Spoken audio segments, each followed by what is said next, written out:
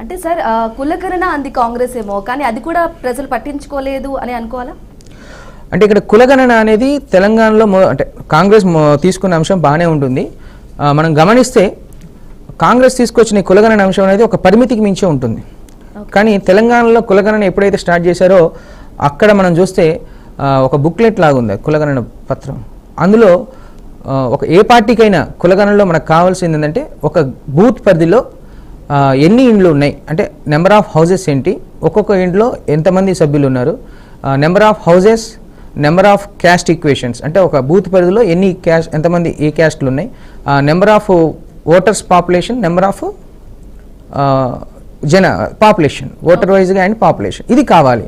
అంతేగాని ఒక ఓటర్ యొక్క ఫోన్ నెంబర్ కానీ, ఒక ఓటర్ యొక్క ఈమెయిల్ ఐడి కానీ, ఒక ఓటర్ యొక్క వ్యక్తిగత ఇన్ఫర్మేషన్ అనేది కులగణనకు అనేది అవసరం లేదనేది ఒక ఫ్యాక్టర్.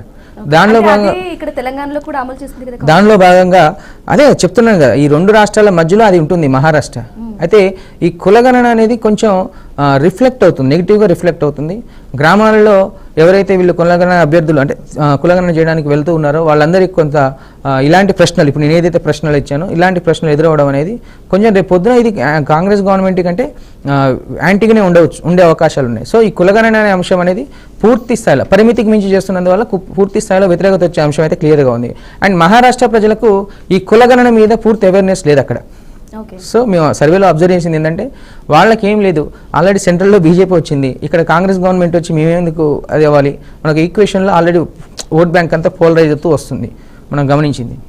ఓకే సార్, అలాగే అంటే ఈ ఫలితాల్లో ఇంకోటి కూడా బాగా కనిపిస్తుంది, కూటమిలో బీజేపీ స్ట్రైక్ రేట్ కనిపెడుతుంది అంటే ఏంటి రీజన్ అసలు? అది 145 స్థానాల్లో బీజేపీ అభ్యర్థులు పోటీ చేశారు. అక్కడ మనం మహారాష్ట్రలో చూస్తుందంటే ఇప్పటికి 125 స్థానాల్లో బీజేపీ అభ్యర్థులు ముందంజలో ఉన్నట్టు గమనిస్తూ ఉన్నాం. ఇక్కడ బీజేపీ పనిచేసిన దానికన్నా వాళ్ళ సంఘం ఆర్ఎస్ఎస్ మీటింగ్లు ఏవైతే ఉన్నాయో బాగా పనిచేసిందని చెప్పొచ్చు. అండ్ ఇక్కడ బీజేపీకి ఈ పోలరైజేషన్ రావడానికి ఇంకో ప్రధాన కారణం ఏంటంటే బీజేపీ అస్త్రం, మెయిన్ అస్త్రం సోషల్ మీడియా. అమిత్ షా యొక్క మెయిన్ అస్త్రం. ఏదైనా వాళ్ళు ఏం చేస్తారంటే ఒక చిన్న పని చేసినా కానీ దాన్ని సోషల్ మీడియా ద్వారా హైలైట్గా ఎక్స్పోజ్ చేస్తూ వస్తుండే మనం గత 10 సంవత్సరాల నుంచి చూస్తున్నాం. అమిత్ షా యొక్క సక్సెస్ ఫార్ములా కూడా అదే సోషల్ మీడియా. అంటే ఇక్కడ మనం మహారాష్ట్రలో తిరుగుతున్నంత కాలం గమనించింది ఏంటంటే మహారాష్ట్రలో ఏ సోషల్ మీడియా ప్లాట్ఫామ్ ఓపెన్ చేసినా బీజేపీ ప్రవేశపెట్టిన స్కీమ్స్, యాడ్స్ ఏవైతే ఉన్నాయో ప్రతి ఓటర్ కనెక్ట్ అయ్యే విధంగా యాడ్ డిస్ప్లే అనేది చేయడం జరిగింది. అంటే సోషల్ మీడియాని బీజేపీ పార్టీ వాడుకున్నంత విధంగా కాంగ్రెస్ పార్టీ అనేది పూర్తి స్థాయిలో ఫెయిల్ అయిపోయింది. అంటే 100%. ఇప్పుడు ప్రతి పొలిటీషియన్కి ఈ రోజుల్లో కావాల్సింది ఎయిర్, నాట్ ఓన్లీ పొలిటీషియన్, ఏ వ్యక్తికైనా కావాల్సింది ఎయిర్. అయితే ఇక్కడ ఎయిర్లో ఎవరు బాగా ఉంటే, ఎయిర్ మీన్స్ మీడియం, ఎయిర్లో ఎవరు బాగా ఉంటే వాళ్ళకు ప్రజల అట్రాక్షన్ అనేది ఎక్కువ ఉంటుంది. మంచి పనులు చేసి బాగా అట్రాక్ట్ చేసుకొని చెడు పనులు చేస్తే ఏదో ఒక రకంగా అయితే మంచి చెడు అని ఏదో ఒక రకంగా ఎయిర్ అనేది చాలా అవసరం. ఇక్కడ బీజేపీ పార్టీ ఏదైతే స్కీమ్స్ ప్రవేశపెడుతుందో ఆ స్కీమ్స్ని ప్రజల్లోకి తీసుకెళ్ళడానికి సోషల్ మీడియాని బాగా ఉపయోగించుకొని ఈరోజు చూసేందంటే సోషల్ మీడియాలో మహారాష్ట్రలో ఏ మూలకు పోయినా యూట్యూబ్ ఓపెన్ చేస్తే చాలు బీజేపీ యాడ్ ఫస్ట్ వస్తుంది. ఏ వీడియో ఓపెన్ చేసినా మహారాష్ట్రలో. తెలంగాణలో రాలేదు మనకు అట్లా. తెలంగాణలో కాంగ్రెస్ యాడ్ వచ్చింది, మార్పు రావాలి కాంగ్రెస్ రావాలి అనేది ఎట్లయితే వచ్చిందో మహారాష్ట్రలో ఏ మూలలో పోయి యూట్యూబ్ ఓపెన్ చేసినా కానీ బీజేపీ యాడ్ వచ్చేది. అంటే దాన్ని బట్టి ఆ రోజే మాకు డెసిషన్ అర్థమైపోయింది. ఎందుకంటే మహారాష్ట్రలో social media factor BJP party బాగా వాడుకుంది. 100% బీజేపీ స్ట్రైక్ రేట్ ఉండబోతుంది అనేది క్లియర్గా స్పష్టంగా అయింది. మేము 100 వరకు వస్తాయి అనుకున్నాం, బట్ ఇక్కడ ఏంటంటే 100+ వచ్చేసినాయి. ఎనీవే బీజేపీ విజయం సాధిస్తుంది అనే అంశం పూర్తిగా తెర మీద తీసుకొచ్చినాం కాబట్టి 100% సక్సెస్ కూడా.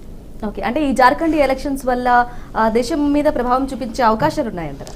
100% ఉంటుంది. ఎందుకంటే ఇప్పుడు మహారాష్ట్ర ఎలక్షన్స్ అనేవి మిగిలిన అన్ని రాష్ట్రాల్లో కొంచెం ఈ ప్రభావం చూపుతాయి. ఎందుకంటే 2019 నుంచి 2024 వరకు మహారాష్ట్రలో జరిగిన పరిస్థితులు డిఫరెంట్. తెలంగాణ, ఆంధ్రప్రదేశ్, కర్ణాటకతో కంపేర్ చేసి. ఎందుకంటే అప్పటిదాకా కలుస్తున్న ఎన్సీపీ పార్టీ 2 ముక్కలుగా విడిపోయింది. ఒకటి శరద్ పవార్ అండ్ అజిత్ పవార్ గమనిస్తే. అదే అప్పటి వరకు కూటమిగా ఉన్న శివసేన పార్టీ 2 ముక్కలుగా విడిపోయినది చూసాం. ఎందుకంటే ఒక సైడు ఉద్ధవ్ ఠాక్రే యూబీటీ శివసేన, ఇంకొక సైడు శివసేన ఏక్నాథ్ షిండే పార్టీలో విడిపోయింది. అంటే ఇక్కడ పార్టీలు విచ్ఛిన్నమైన తర్వాత జరిగిన మొదటి అసెంబ్లీ ఎన్నికల్లో శివసేన ఎవరి శివసేన స్ట్రాంగ్ ఉంది? ఉద్ధవ్ ఠాక్రే శివసేన స్ట్రాంగ్ ఉందా? ఏక్నాథ్ షిండే శివసేన స్ట్రాంగ్ ఉందా? తర్వాత ఎన్సీపీ పార్టీలో ఎవరి ఎన్సీపీ పార్టీ స్ట్రాంగ్ ఉంది? శరద్ పవార్ది స్ట్రాంగ్ ఉందా? అజిత్ పవార్ది స్ట్రాంగ్ ఉందా? అంటే ప్రజలు క్యాలిక్యులేట్ చేసే విషయంలో ఇక్కడ ఎన్డీఏ అలయన్స్లో భాగంగా పోటీ చేసిన శివసేన పార్టీ అభ్యర్థులు కావచ్చు, ఎన్డీఏ అలయన్స్లో పోటీ చేసిన ఎన్సీపీ పార్టీ అభ్యర్థులు కావచ్చు వన్ సైడ్గా విక్టరీ సాధించడం అనేది ఈరోజు మహారాష్ట్ర ప్రజలకే కాదు మిగిలిన అన్ని రాష్ట్రాల్లో కూడా దీని ఇంపాక్ట్ ఉండబోతుంది. ఎందుకంటే రేపు కమింగ్లో బీహార్ ఎలక్షన్స్ రాబోతున్నాయి, తర్వాత ఢిల్లీ ఎలక్షన్స్ రాబోతున్నాయి, దాని తర్వాత ఇక్కడ ఒకసారి తమిళనాడు ఎలక్షన్స్ రాబోతున్నాయి. ఈ 3 రాష్ట్రాల ఎన్నికల మీద కూడా దీని యొక్క ఇంపాక్ట్ అనేది ఉండబోతుంది, స్పష్టంగా అర్థమవుతుంది. అయితే బీజేపీ ఒక మాట చెప్పింది, అంటే ఒకే దేశం ఒకే ఎన్నిక అనేది కూడా రాబోయే రోజుల్లో ఈ ఎలక్షన్స్ వల్ల ఉంటుందని అనుకోవాలంటారా? అంటే జెమిలీ ఎలక్షన్స్ మీరు అంటుంది, ఈ జెమిలీ ఎలక్షన్స్ అనేది మెకానిజం గురించి మాట్లాడుకోవాలంటే పేపర్ మీద చేసుకోవచ్చు ఇది ఎలక్షన్స్, ప్రాబ్లం లేదు. అంటే పేపర్ పరంగా ఏంటంటే అన్ని రాష్ట్రాల వాళ్ళు అప్రూవ్ చేసిన తర్వాత ఆల్ పార్టీస్ మీటింగ్ అప్రూవ్ చేసిన తర్వాత చేయొచ్చు. కానీ మ్యాన్ పవర్ మెకానిజంతో కంపేర్ చేసేదంటే ఇది ఎలక్షన్ కమిషన్కి ఏంటంటే కొంచెం తల మీద భారం లాంటిది. ఎందుకంటే ఇప్పుడున్న ఎలక్షన్ కమిషన్ మ్యాన్ పవర్లో ఏంటంటే ఏదైనా 2-3 రాష్ట్రాలకు ఒకసారి ఎలక్షన్స్ అనేవి కండక్ట్ చేయడానికి పాసిబిలిటీస్ ఉంటాయి. ఈవెన్ సౌత్ ఇండియా మొత్తం కూడా ఒకేసారి ఎలక్షన్స్ కండక్ట్ చేయడానికి అంత మ్యాన్ పవర్ అనేది ఎలక్షన్ కమిషన్ దగ్గర ఉండదు. అంటే ఇక్కడ మనం గమనిస్తుందంటే ఒక్కొక్క రాష్ట్రంలో ఒక్క ఇయర్ లో జరుగుతుంటాయి ఎలక్షన్స్, అలాంటప్పుడు అంటే ఇక్కడ చెప్తుంది అదే మ్యాన్ పవర్ అనేది ఇంపార్టెంట్. ఇక్కడ ఒకే ఎలక్షన్స్ కమిషన్ కు మ్యాన్ పవర్ సప్లై చేయగలిగితే 100% ఇట్ ఈస్ పాసిబుల్. స్టేట్ మొత్తం అన్ని రాష్ట్రాల్లో ఒకేసారి అసెంబ్లీ, అన్ని రాష్ట్రాల్లో ఒకేసారి పార్లమెంట్ ఎన్నికలు తీసుకురావడం అనేది that is depending upon the man power. File మీద సంతకం పెట్టడానికి అందరూ ఒకేసారి ఏకమై సంతకం పెట్టచ్చు, ప్రాబ్లం లేదు. కానీ ఒకేసారి ఎలక్షన్స్ తీసుకురావాలంటే మ్యాన్ పవర్ ఒకేసారి అంత ఎమర్జ్ చేయాల్సిన అవసరం ఉంటుంది. So that is depending upon mechanism. కాబట్టి it is impossible to conduct the జెమిలీ ఎలక్షన్స్ ఫర్ దీస్ ఎలక్షన్స్ 2026-27 అనేది, ఎందుకంటే ఈ తక్కువ టైంలో అంత ఎక్కువ చేయడం అనేది. బట్ ఆ ఫైల్ అనేది ముందుకు సాగుతూ ఉంటుంది. బట్ ఎనీవే నెక్స్ట్ ఎలక్షన్స్ వరకు నరేంద్ర మోడీ గారి వ్యూహం ఏదైతే ఉందో 100% అనేది సక్సెస్ అయ్యే అవకాశాలు ఉంటే క్లియర్గా స్పష్టంగా అర్థమవుతుంది. ఓకే సార్, అలాగే అంటే జార్ఖండ్లో ఎగ్జిట్ పోల్స్ తప్పాయి, కాంగ్రెస్ కూటమి వచ్చింది, ముఖ్యంగా జేఎంకి ఎక్కువ వచ్చాయి, అంటే కారణాలు ఏంటంటారు? అంటే ఇక్కడ జార్ఖండ్కి వచ్చేసరికి ఏంటంటే లొకాలిటీ, వాస్తవానికి ఏంటంటే జార్ఖండ్కి చాలామంది ఏం చెప్తారంటే ఒకసారి గవర్నమెంట్ ఫామ్ అయితే ఆ గవర్నమెంట్ నెక్స్ట్ టైంకి ఉండదు, మళ్ళీ నెక్స్ట్ టైం గవర్నమెంట్ మారుద్ది అదని చెప్పుకుంటూ వస్తారు.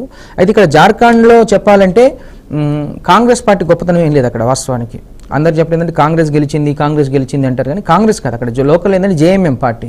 ఆ లొకాలిటీ ఇష్యూస్లో అక్కడ యూత్ అంతా కూడా జేఎంఎం పార్టీకి కొంచెం కన్సాలిడేట్ అయ్యి ఓట్ బ్యాంక్ పోలరైజ్ అవుతూ వస్తుంది. అక్కడ ఎక్కడైతే ఏ స్టేట్లో అయితే యూత్ అండ్ మహిళలు కన్సాలిడేట్ అవుతారో ఆ స్టేట్లో ఏంటంటే గవర్నమెంట్ ఆ పార్టీ సాధిస్తుందని చెప్పుకోవచ్చు. ఇక్కడ మనం ఇక్కడ గమనిస్తుందంటే జార్ఖండ్లో జేఎంఎం అనే పార్టీ, ఇక్కడ కాంగ్రెస్ పార్టీ పోటీ చేసిన స్థానాలు తక్కువే, జేఎంఎం పార్టీ చేసిన పోటీ స్థానాలు ఎక్కువ.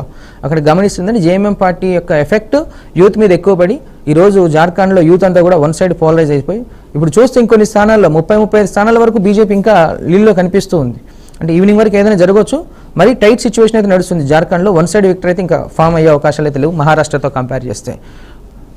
అంటే ఈ ఎలక్షన్స్ కి, అంటే ఈ రిజల్ట్ కి జడ్జిమెంట్ డే రోజు, అంటే ఇప్పటికీ ఈ ఎలక్షన్స్ ఈ రిజల్ట్ చూసి అంటే జడ్జిమెంట్ క్లియర్ అయిపోయిందని అనుకోవాలంటారా? ఇంకా ఈవినింగ్ వరకు వెయిట్ చేయాల్సిన అవసరం లేదు అంటే జార్ఖండ్కి అయితే కొంత టైట్ సిచ్యువేషన్ తీసుకొచ్చే అవకాశాలు ఉన్నాయి. ఎందుకంటే అక్కడ ఎవరు గెలిచినా 500-1000 తోటే గెలుస్తారు. ఈవినింగ్ రిజల్ట్స్ చూస్తే మనం అంటే ప్రతి బూత్ అంటే రౌండ్కి మనం చూస్తూనే ఉన్నాం. ఒక రౌండ్లో బీజేపీ 30 స్థానాలు పడిపోతాం, ఒక రౌండ్లో 35 స్థానాలు కేగబాకుతుంది. రౌండ్కి ఈక్వేషన్స్ మారుతూ ఉన్నాయి. లాస్ట్ రౌండ్ వరకు జార్ఖండ్ వేచి చూడాల్సిందే. మహారాష్ట్రకి ఆల్రెడీ డిక్లేర్ అయిపోయింది, ఎందుకంటే ఆల్మోస్ట్ వాళ్ళు 200+ లీడ్లో కనపడుతున్నారు. ఎందుకంటే మనకు మ్యాజిక్ ఫిగర్ 145, వారు మొత్తం ఒక సైడే ఉంది. కాబట్టి నాకు తెలిసి 200-210 సీట్ల వరకు వాళ్ళు గెలిచే అవకాశాలు అయితే వాళ్ళు ఉన్నారు. జార్ఖండ్ అయితే కొంచెం ఈవినింగ్ వరకు వెయిట్ చేయాల్సిన అంశం అయితే కంపల్సరీ కనబడుతుంది. ఈ కేరళలో వయనాడు లోక్సభ స్థానానికి జరుగుతున్న ఉప ఎన్నిక కౌంటింగ్ లో కాంగ్రెస్ నాయకురాలు ప్రియాంక గాంధీ అంటే 1,00,000 ఓట్ల మెజార్టీతో ఆధిక్యంలో ఉన్నారు. అంటే దీన్ని ఎలా చూసుకోవాలంటే, అంటే ప్రియాంక గాంధీ గారికి 1,00,000 ఓట్ల మెజారిటీ అనేది చాలా తక్కువ మనం మాట్లాడుకోవాలండి. ఎందుకంటే రాహుల్ గాంధీతో కంపేర్ చేస్తే తనకు ఓట్ బ్యాంక్ ఇంకెక్కువ రావాల్సిన అవసరం అయితే ఎక్కువ ఉంది. సుమారు మినిమం 4 లక్షల పైచీలకు మెజారిటీ వస్తే వ్యక్తిగతంగా గెలిచినట్టు. ఎందుకంటే వయనాడు బేసికల్గా కాంగ్రెస్ పార్టీ ఓట్ బ్యాంక్ ఉన్న పార్లమెంటు. అయితే అక్కడ కంపేర్ చేస్తే ఏంటంటే వయనాడులో 1,00,000 అనేది చాలా తక్కువ మెజారిటీ, ఇంకా పెరిగే అవకాశం ఉంది. ఆల్మోస్ట్ అది 3,50,000+ ఉండే అవకాశం అయితే క్లియర్గా కనబడుతుంది. ఓకే, అంటే బర్హెట్ లో కూడా జార్ఖండ్ సీఎం హేమంత్ సోరెన్ కూడా ఆధిక్యంలో ఉన్నారు. వారి ఆధిక్యం గురించి నేను చెప్తున్నాను కదా, ఈవినింగ్ వరకు వెయిట్ చేస్తే వాళ్ళ ఆధిక్యం అనేది తెలుస్తుంది. ఇప్పుడు చిన్న ఆధిక్యాలు మనం, ఎందుకంటే ఇప్పటికీ 50% కూడా 10 రౌండ్స్ కూడా కంప్లీట్ అయి ఉండొచ్చు, మొత్తం 20 రౌండ్లు ఉంటుంది కదా. ఈవినింగ్ వరకు వాళ్ళ ఆధిక్యాన్ని ఇప్పుడు మనం మాట్లాడుకున్న వయనాడు మెజారిటీ అయితే 350+ ఉంటేనే తను వ్యక్తిగతంగా గెలిచినట్టు. 3,50,000 ఎబో కన్నా తక్కువ ఉంటే వ్యక్తిగతంగా ఓడిపోయినట్టే వయనాడులో.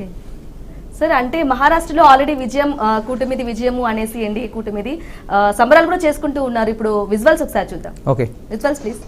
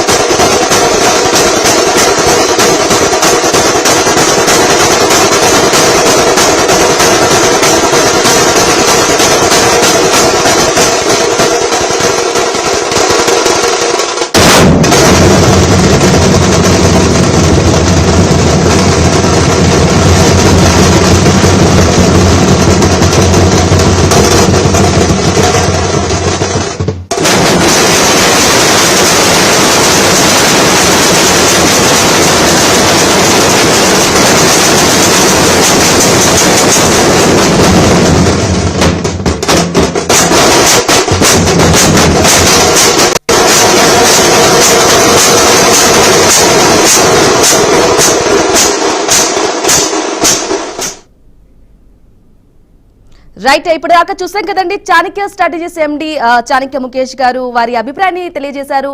అలాగే ఎప్పటికప్పుడు అప్డేట్స్ అనేటివి కంటిన్యూ అవుతాయి. జార్ఖండ్ అలాగే మహారాష్ట్ర జడ్జిమెంట్స్ కి సంబంధించి డీటెయిల్స్ అన్ని ఎప్పటికప్పుడు అందిస్తుంది BRK news. Stay tune, BRK news Telugu సత్తా.